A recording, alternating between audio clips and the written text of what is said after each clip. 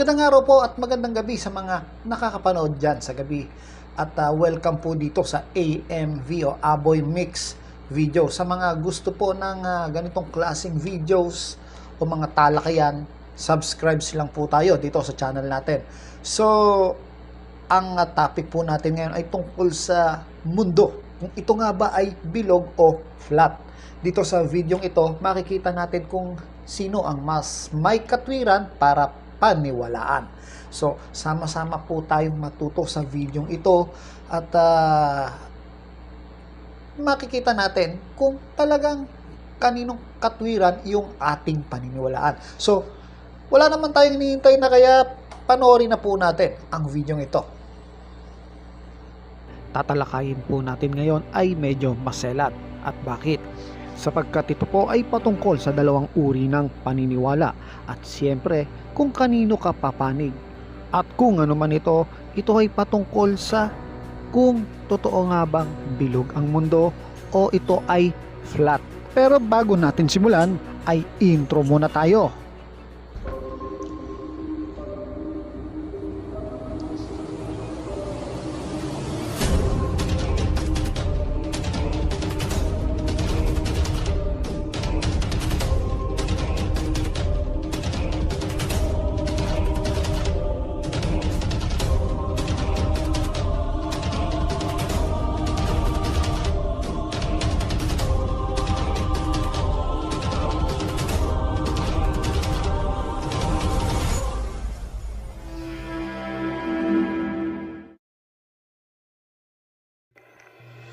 Marami ang mga nagsasabi o mga naniniwala na ang mundo ay bilog.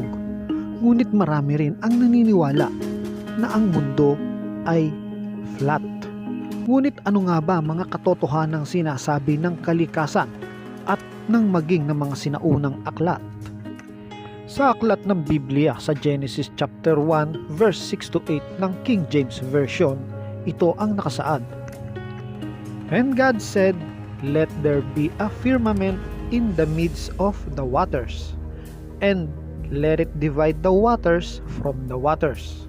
And God made the firmament, and divided the waters which were under the firmament from the waters which were above the firmament. And it was so." Nilikha ng Diyos ang firmament, at sa bahaging ito ng Biblia, ito ang siyang naging pundasyon ng mga flat earth believers. Ngunit ano nga ba ang firmament? Ganito ang pagkakaintindi ng ilan sa firmament. Ganito isinasalarawan ng mga flat earth believers ang firmament. Isang dome shape na kalawakan na kung saan nakapaloob dito ang araw at ang buwan maging ang mga bituin. Ang bahaging ito ng ilustrasyon ay nababatay rin umano sa Biblia sa aklat ng Genesis chapter 1, 14 hanggang 16 na kung saan ang araw at buwan ay nilalang at inilagay sa loob ng firmament. Ngunit ang tanong ay naiintindihan ba natin talaga kung ano ang ibig sabihin ng salitang firmament? Ayon sa www.vocabulary.com, the word firmament comes from the Latin firmus or firm, and this description of the sky as something solid reflects ancient ideas of the way the universe was constructed. So malinaw na mababasa natin ang firmament ay mula pa sa salitang Latin na firmus, na ang ideya ay mula pa sa isang sinaunang kaalaman na patungkol sa universe, na ito ay parang isang solid reflection. Ang ideyang ito ay bunga ng kakulangan sa kaalaman, dala na rin sa kakulangan sa teknolohiya. Kaya naman sa pag-usbong ng teknolohiya ay naragdagan ang mga bagong kaalaman.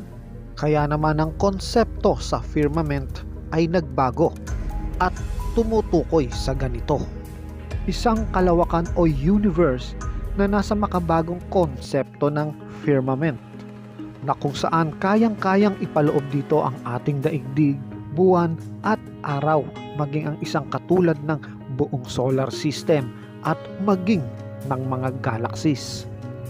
Kung ganito nga namang kalaki ang magiging pagkakakilala natin sa salitang firmament, ay magiging mas malaki ang paghanga natin sa laki at lawak ng kapangyarihan ng Diyos kumpara sa konsepto ng firmament na ito. Ngunit ayon sa banal na kasulatan, ang firmament daw ay matatagpuan mo sa dalawang pinaghating tubig. Tubig sa himpapawid o mga kaulapan, firmament sa gitna, at tubig sa ibaba o karagatan. Ngayon ay aangko pa ba ang teolohiyang ito? Hindi po, sapagkat ang mga ulap dito ay nasa loob lahat ng firmament. Ngunit sa isang ito ay maaari pa ring maangkop ang sinasabi sa Biblia, sapagkat ang firmament ay nababalot ng space water vapor. At para lubusan pa nating maintindihan kung ano ang firmament, tingnan natin sa dictionary. Ayon sa Merriam-Webster Dictionary, ang firmament ay the vault or arc of the sky, o simply heavens. At ayon naman sa Oxford Advanced American Dictionary ay sky. At sa Tagalog naman ay maaari nating tawaging kalangitan, kalawakan o himpapawid. Ang lahat ng mga ito ay may pagkakapare-parehas. Kaya naman sa Genesis chapter 1 verse 8 ay ito ang nakasulat.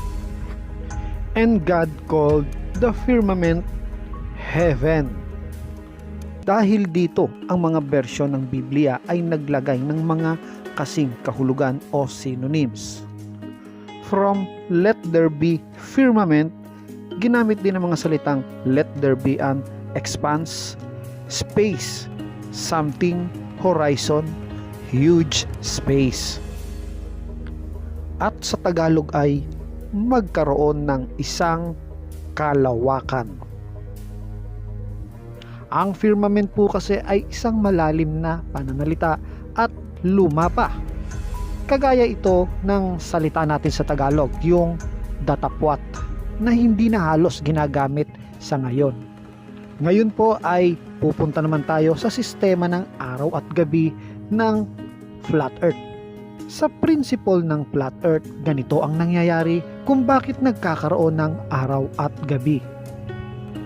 Tutugma naman kaya ito sa nangyayaring araw at gabi na nararanasan natin dito ngayon sa buong daigdig? Halina't busisiin nating maigi ang representasyong ito ng flat earth believers at ihambing ito sa tunay na kaganapan sa araw-araw na paglubog at pagsikat muli ng araw. Masdan ninyo ang mga bansang malapit sa Arctic o kilala sa North Pole. Hindi na halos lumulubog ang araw dito. Maari ba itong mangyari? Maari po. Opo, tama po ang inyong narinig, sapagkat meron talagang mga bansang hindi lumulubog ang araw, at ganito po ang makikita nyo kung kayo ay naroon. Iyan po, pagmasdan nyo ang araw, ito po ay sa bansang Norway. Nangyayari po ito sa loob ng 76 days, 24 hours. Paikot-ikot lang ang araw sa gilid ng kalangitan. Hindi lang po ito sa Norway nangyayari. Nangyayari din ito sa ilang mga bansa na malapit sa Arctic. At ito ang mga bansang nakakaranas nito. Ngunit kagaya ng nababasa nyo sa screen, ito ay may mga panahon lamang. Meron din silang mga panahon na hindi sila sinisikatan ng araw. Ang gabi ay humahaba at umaabot ng 3 buwan, nagsisimula November hanggang January. At ganito naman ang masasaksihan mo kung ikaw ay nasa Arctic o North Pole.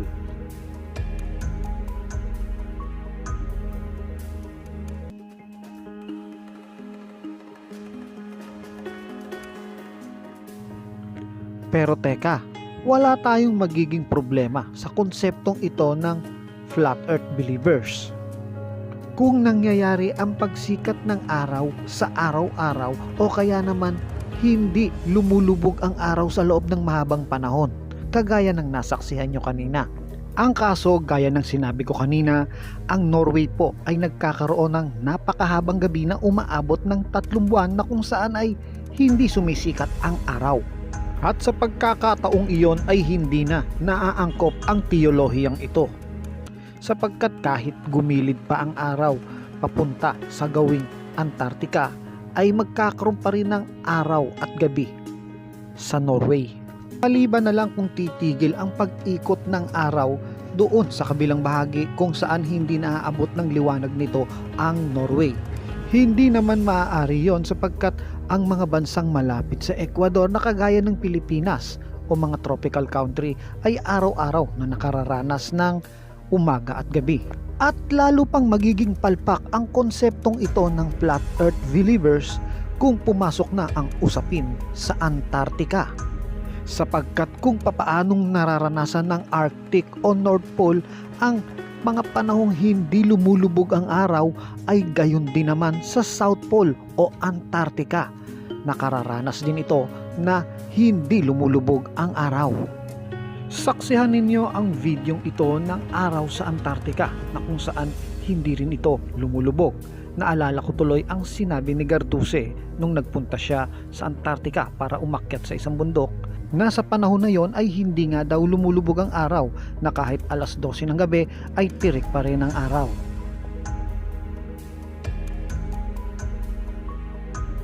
Pinatutunayan lang nito na ang Antarctica ay isang kontinente na ganito ang itsura at hindi parang isang singsing na kagaya nito. Sa ilustrasyong nakikita nyo rito, kahit pa nagumilid ang araw sa bahagi kung nasaan ang Antarctica, ay 1/4 na bahagi lang nito ang maliliwanagan at napakalaki ng bahaging madilim. Malayong malayo ito sa videong ipinakita ko sa inyo kanina na nasilayan ang araw sa buong 24 oras na hindi ito lumulubog. Paano ito ipaliliwanag ng mga flat earth believers? Ngunit kung ganito ang ating daigdig na parang bilog na bolang umiikot, ay parehas mong makikita ang araw na hindi ito lumulubog at umiikot lamang sa paligid, maging sa Antarctic man ito o Arctic. Ngunit iyon ay may mga panahon lamang na ganoon. Gayon din naman sa mga bansang malapit sa Arctic o North Pole na nakararanas ng hindi paglubog ng araw at mahabang gabi. Ito ay nangyayari sa sandaling nagbabago ang axis ng ating planeta. Ang isa namang ito ay biyahe ng eroplano mula Santiago, Chile patungong Sydney, Australia. Practical speaking, kung ang mundo natin ay flat, dito ang rota ng eroplano, mas madaling makarating at tipid pa sa fuel. Ang tanong, meron ba talagang eroplano na bumabiyahe mula Santiago, Chile diretsong papuntang Sydney, Australia? Meron po, at ito po ay ang LATAM Airlines. 4 times a week siyang bumabiyahe balikan at dito siya tumadaan sa Pasipiko. At kung ilalatag po natin ang mapa na principle ng flat earth, dito po siya sa Pacific dumadaan, umiikot pa ng napakalayo. Bakit hindi na lang kaya dumiretso para mas madaling makarating?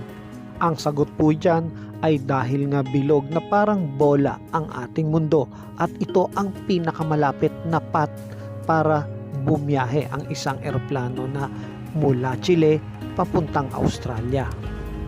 Iilan lang po ito sa napakaraming ebidensya na nagpapatunay na ang ating pong daigdig ay sadyang bilog na parang bola. Hindi po layunin ng video na ito na saktan ang damdamin ng mga flat earth believers. Ang layunin po nito ay maipresenta ang katibayan na ang ating mundo ay bilog. Ito po ang Aboy Mix Videos. Maraming salamat po. Hanggang sa muli.